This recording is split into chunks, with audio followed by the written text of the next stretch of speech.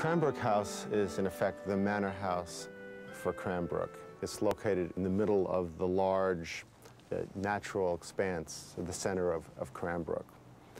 Saarinen House, on the other hand, is located in the middle of the academy, which is you might say, the most urban part of Cranbrook.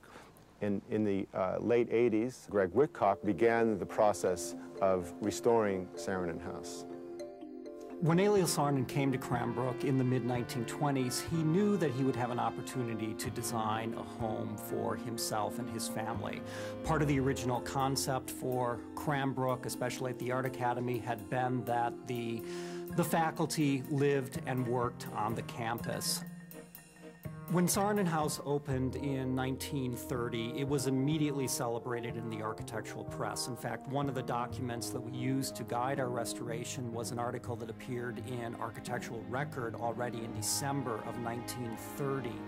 In these early articles, the house was heralded as a brilliant example of modern architecture in the United States.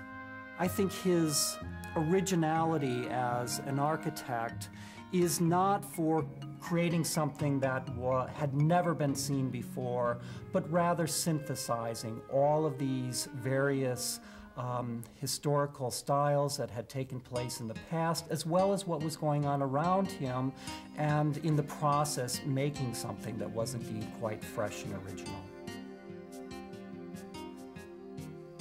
We had the opportunity to do a museum-quality restoration. That process took approximately 4 years, from 1990 until 1994, when we opened it to the public as a museum.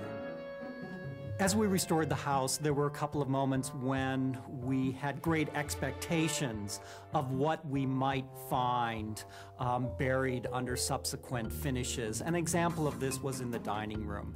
We knew, of course, from the historic photographs that there were 4 very beautifully detailed niches in the corners of the room.